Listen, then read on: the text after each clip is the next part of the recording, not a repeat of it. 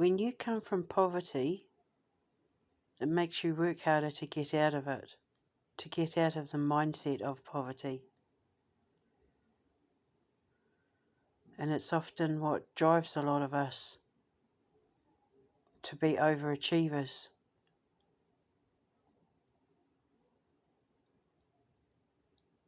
But at what cost?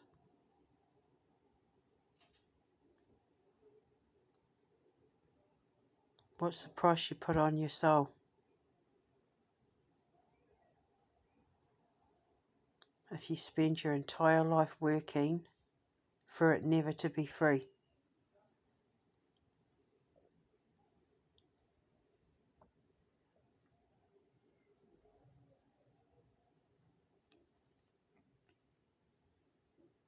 I choose freedom.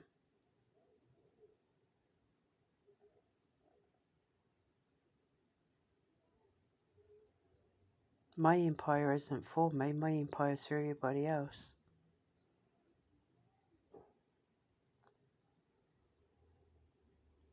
That makes me happy.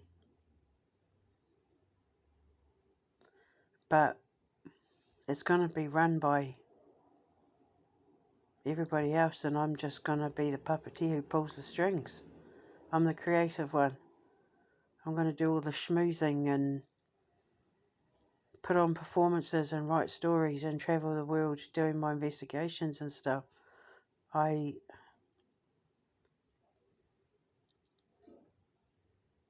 want to live before I die. I don't want to die before I have a chance to live.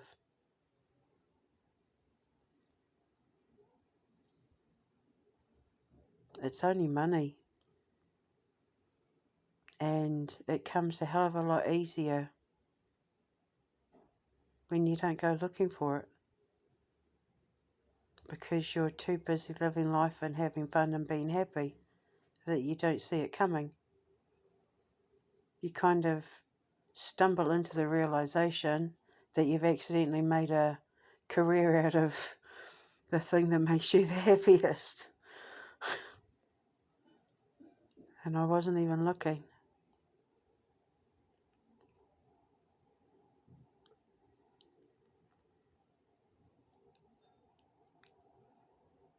So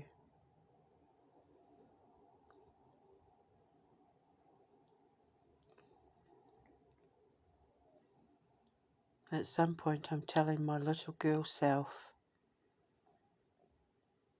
when I had to use coats for blankets and share my mum's food, when my toes would be so cold they were like blocks of ice. I used to have hot baths and dread getting in them because my feet were so cold. It would burn, and then I wouldn't want to get out because it was so cold.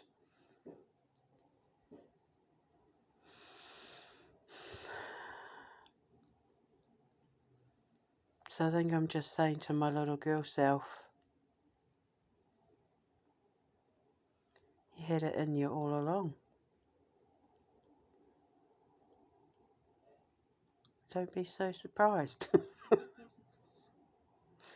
I never said it was going to be easy, she says to herself.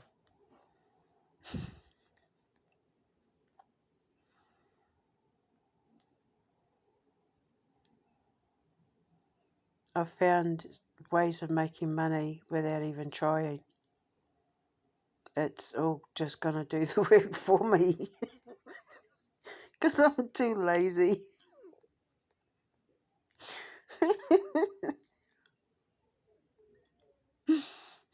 I'm the brain cells, not the brain tissue.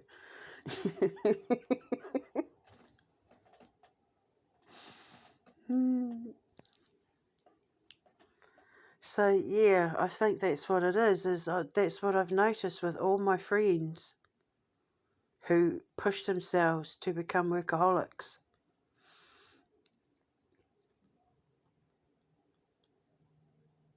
Is we all came from poverty.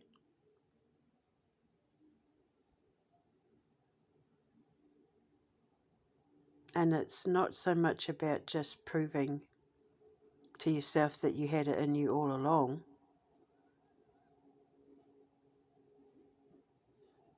It's about feeding the ego as well. Like, we're supposed to be proud of the fact that we're working ourselves to death so that our bank accounts can grow fatter. And it is true what they say, that, you know, you don't become a billionaire or a multimillionaire by only working a 9 to 5, but that's not completely true. Because I mean, okay, in the beginning I worked a ton of hours, but if I hadn't have been so distracted with unnecessary things back then, I would have cottoned on to this stuff probably a lot sooner, I think. I would have had more time to think about it. But then, I don't know. I mean, I don't know. It's hard to say.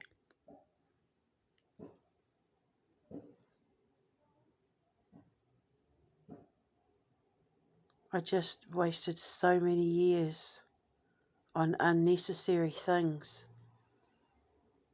when all I wanted to do was work on my gift.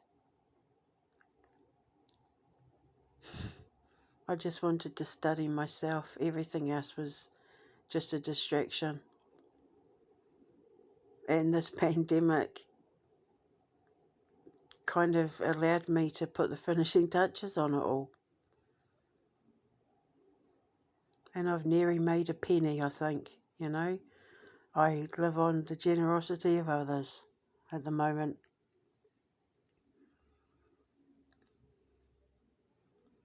So,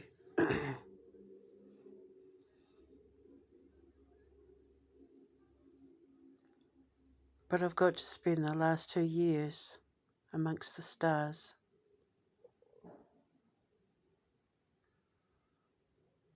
And today in that video, I recorded it.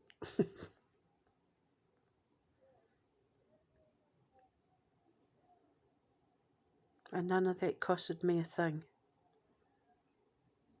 Having that career hasn't costed me a thing other than my time and my patience. And it's going to set my family up for life.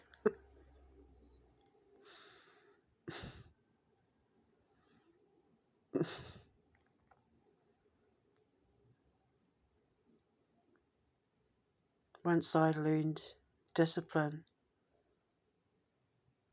and honing in my intuition, aligning my instinct with my intuition, and trusting every voice in my head, regardless of whether people said I was crazy or not. Never doubting myself. It helped me think clearer. It helped me see my future better, so I looked into the future to steal ideas off myself so I wouldn't have to work so hard. I've walked around my store and been like, oh, I wonder how I came up with that idea.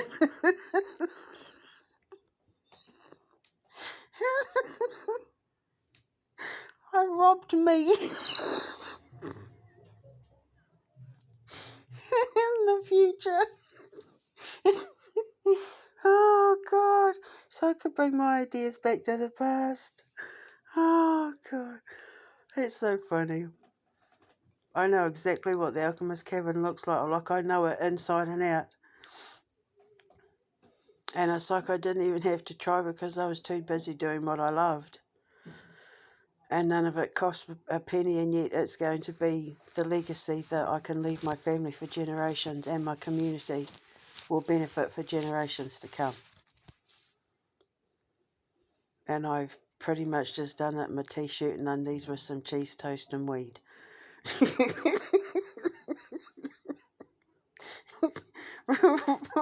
Laying back on my bed recording videos laughing to myself because apparently I think I'm that funny.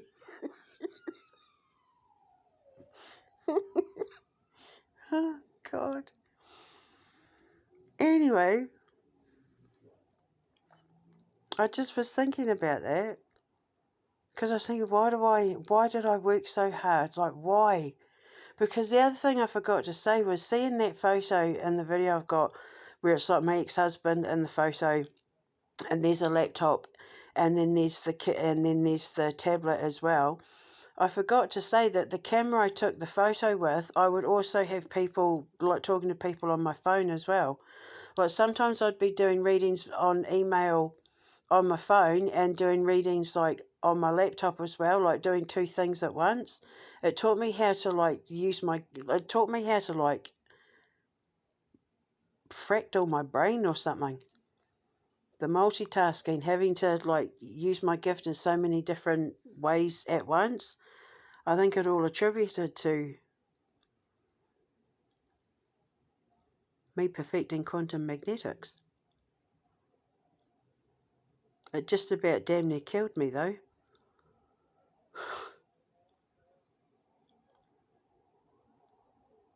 I don't even want to work myself to death. So my dad did that. He died at the age of 59. He worked himself to death. And, no, my family has stuck with me till I'm at least 120. I ain't going out like that. I'll pretend to be dead.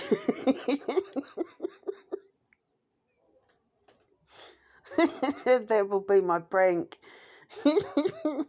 Is she really dead this time? We can play the is she really dead this time game.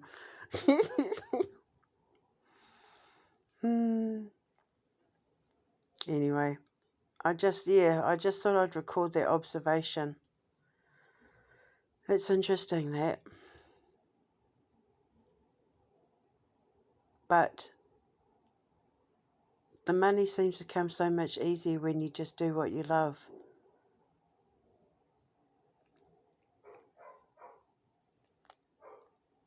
It's like it just attracts abundance for you.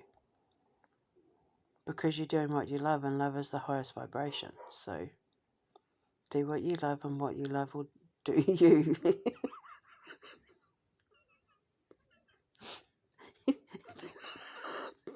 That sounded better in my head.